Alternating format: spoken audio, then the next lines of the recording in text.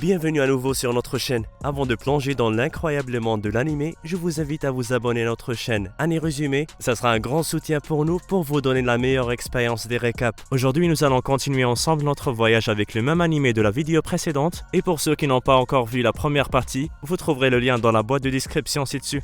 À l'école, Misao s'amuse bien avec tout le monde et Tomo est jaloux. Après cela, nous apprenons que Yu se prépare pour quelque chose et pendant qu'elle parle à son serviteur, elle se souvient des jours où son père lui a montré l'Asura Machina pour la première fois. Nous apprenons également que Shuri et sa sœur jumelle étaient amies avec elle et qu'elles se sont beaucoup amusées dans leur enfance. Après cela, elle va à la rencontre de Tomo et l'interroge sur sa relation avec son robot. Le garçon répond qu'il a été forcé à tout faire et qu'il a ouvert la mallette juste quand il était entouré de danger. Le jour même où son père lui a montré la machina, des robots appelés les gardiens des ruines les ont attaqués et ont tué son père, la laissant seule avec la mallette. Yu donne l'impression d'être une personne normale, mais au fond d'elle, elle éprouve un immense chagrin et une grande culpabilité pour la mort de son amie Yukari, la sœur de Shuri, car en fait dans le tragique accident d'avion qui a tué de nombreuses personnes, les deux sœurs ont survécu, et pour activer le robot dans la mallette, il fallait sacrifier la vie de Yukari. Shuri ne sait rien de tout cela, et Yu a décidé de ne plus lui parler après l'accident.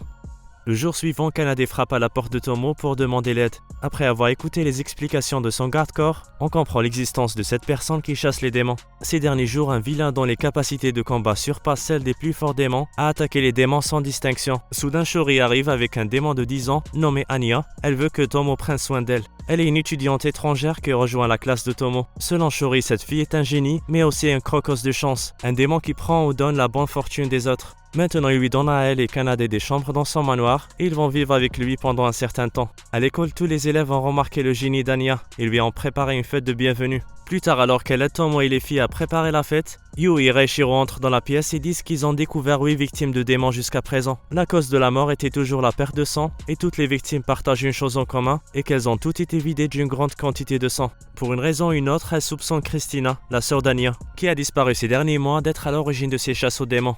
Après avoir entendu cela, la petite fille se précipite en pleurant et les filles la suivent. Dehors, Anya révèle qu'elle est venue dans l'école pour découvrir plus sur les projections. Et plus sincèrement, elle est venue pour en apprendre plus sur les Asura Machina qui ont été améliorés par le stabilisateur. Et sa famille mène des recherches sur le système d'enterrement des poupées en particulier. Et aussi elle est ici pour chercher sa sœur qui a disparu il y a quelques mois. Juste après, la jeune fille leur demande de l'emmener voir les 3 autres victimes qui sont toujours dans le coma. Afin de confirmer que sa sœur n'a rien à voir avec les victimes, elle examine le lien entre les chasses aux démons et sa sœur. Soudain, alors qu'ils sortent de l'hôpital, ils rencontrent une autre victime. Anya s'approche et embrasse un de ses doigts pour lui donner un peu de sa chance. À l'extérieur, le corps saint tente de capturer le coupable mais leur magie est absorbée. Et le chasseur de démons invoque son Asura Machina, annonçant le début de la bataille des robots. Anya reconnaît sa sœur, alors elle tente de courir vers la masse noire en réclamant sa sœur disparue, mais elle s'effondre avant de l'atteindre. Après l'avoir emmenée à l'hôpital, Reichiro leur explique que la chose qu'ils ont vue s'appelle Asura Krain, un être interdit qui ne devrait pas exister. Il a acquis des capacités qui sont normalement en conflit, donc ces êtres doivent être détruits. Ils sont si dangereux et selon lui, ils font un cycle entre une fille et un Asura Machina, amplifiant le pouvoir et l'infini. Et pour l'instant, ils doivent tuer l'Asura Krain en plus de la projection et du démon qui lui prête ses pouvoirs, ce qui signifie aussi tuer la sœur d'Anya. La petite fille a entendu cela et n'a pas apprécié, mais elle semble cacher quelque chose. Le lendemain à l'école, on voit les enfants essayer de remonter le moral d'Anya avec des cadeaux. Puis soudain, un de leurs camarades entre dans la salle pour les informer que l'Asura Krain est apparu. Anya se précipite pour le voir sans hésiter. En arrivant, elle voit Reichiro se battre seul et comment le démon le blesse. Le soir, Anya dit à Kanade que sa sœur fait cela par amour et qu'il doit y avoir un lien émotionnel entre elle et son maître. Le lendemain, sur le chemin de l'école, Tomo rencontre un homme étrange appelé Takaya, qui s'avère être le maître qui utilise Christina comme serviteur. Il demande au garçon de se joindre à lui, car il peut aussi être un Asura Krain. Mais quand le garçon décline l'offre, le maître commence à l'attaquer. La fille à l'intérieur a entendu le bruit et il se précipite pour sauver leur ami. Mais dès que Anya se présente, Takaya réussit à la kidnapper et s'enfuit.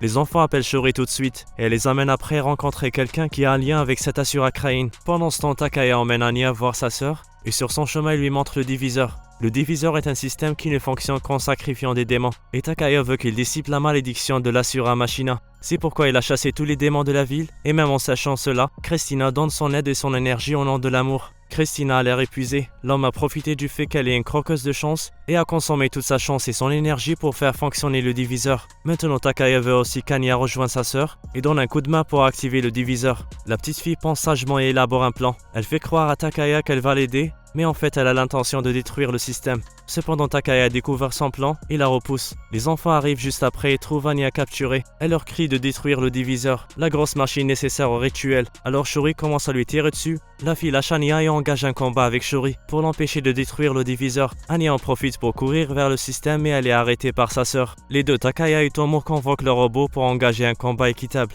Le robot de l'ennemi lance ses chaînes et lie les trois, Tomo, Kanade et Shuri, les figeant dans le temps. Pendant ce temps, Christina porte sa sœur Anya dans le diviseur en prévoyant de se sacrifier pour l'activer. L'épreuve commence et la force vitale de tous les démons de la zone est aspirée. Le robot de Tomo parvient à briser l'arrêt du temps et libère les autres. Mais Takaya était préparé à cela et déclenche son pouvoir à Surakrain, augmentant la force de sa machine et de sa fille. De façon inattendue, une autre étudiante appelée Haruna, membre du groupe des maîtres d'une autre école appelée Gradien Dragon, apparaît et invoque sa machina pour aider Tomo. Elle s'occupe de la fille pendant que la machine de Tomo renverse le robot de Takaya. Cependant, au moment où la machine est sur le point de porter le coup final, la faible Christina apparaît pour la protéger, et juste après elle tombe inconsciente dans les bras de son amant. La bataille se termine et Takaya demande à Tomo pourquoi il n'utilise pas le pouvoir de Kanade pour devenir un Asura Krain. Le garçon répond qu'il ne la voit pas comme un outil à exploiter. L'homme prend Christina avec lui et disparaît. Après tout ce chaos, les élèves se réunissent à l'école et Anya les informe que le maître a forcé sa sœur à fabriquer un dispositif afin de séparer la fille sacrifiée de la machina et qu'il est prêt à sacrifier sans pitié n'importe qui pour atteindre ce but.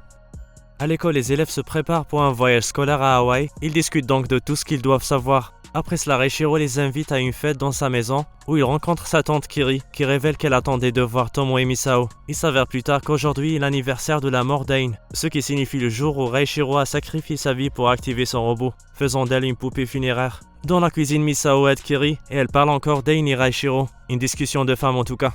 Après cela, ils jouent à un jeu qui ressemble à un concours de talent où chaque élève montre son talent.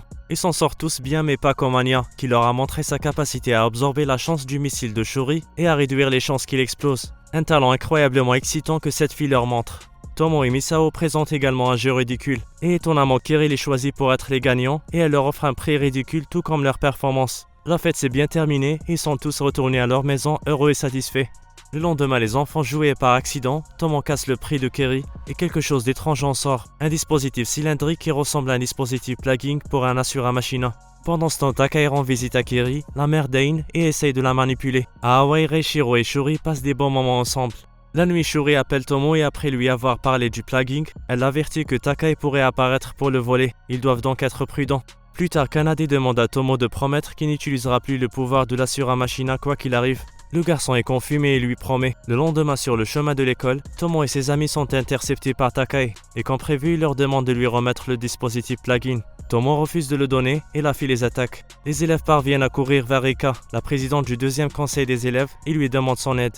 Rika et Takaya invoquent le robot et s'engagent dans un combat sérieux. Takaya active son pouvoir à Surakrain et attaque le groupe avec des chaînes métalliques. Kanade parvient à retenir la fille pendant un moment en utilisant ses lames de feu, mais son adversaire est bien plus fort et cela lui cause de nombreuses blessures. Quand la situation commence à devenir difficile et que Kanade est blessé, Tomo appelle son robot et rompt la promesse qu'il a faite à la fille. Les deux robots sont prêts à se battre mais Toro est apparu, l'un des présidents du conseil des élèves. Une fille très forte et courageuse. Elle retourne la situation et Takaya se voit comme un perdant et s'échappe. Kanade se met à pleurer désemparé par le fait que Tomo n'a pas tenu sa promesse. La nuit, alors que les enfants discutent de la façon dont Kanade s'est effondré en larmes, la projection de Reichiro apparaît devant eux et demande de l'aide. La chaîne de télévision passe un journal télévisé d'urgence, annonçant la disparition de l'avion que Shuri et Reichiro ont pris pour revenir chez eux. Juste à ce moment, Tomo reçoit un appel de Takaya, exigeant que le dispositif de plugging soit remis ou sinon, toutes les personnes sur le vol seront tuées. Les enfants se demandent ce qui rend ce dispositif appelé allumeur si précieux et de valeur. Tomo veut suivre les instructions, craignant pour la vie des otages, mais Toro n'est pas d'accord. Elle pense que remettre un dispositif inconnu à une personne aussi dangereuse n'est pas une bonne idée. Juste après, Tomo reçoit un autre appel de la sœur de Reichiro qui semble être inquiète pour son frère.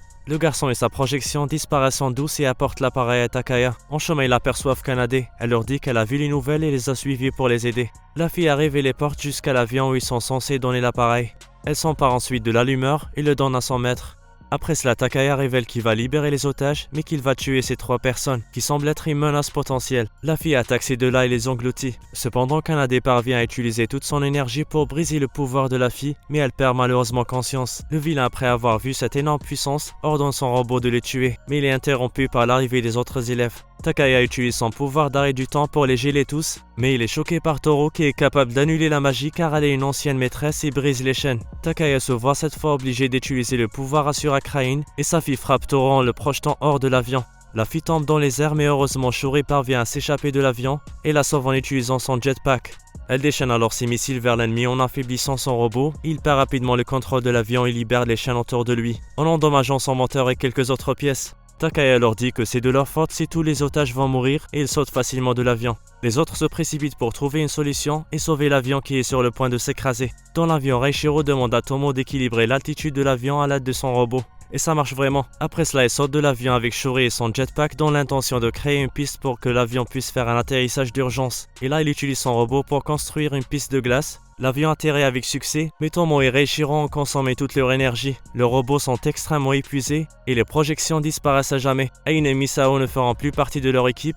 Et maintenant nous comprenons pourquoi Kanade supplie Tomo d'arrêter d'utiliser son robot. C'est tout pour aujourd'hui les amis. J'espère que vous comprenez qu'il ne faut pas consommer les émotions et la force de ceux que nous aimons le plus, car tôt ou tard, ils nous quitteront. J'espère que vous avez apprécié cet animé avec nous et restez branchés pour d'autres. Au revoir.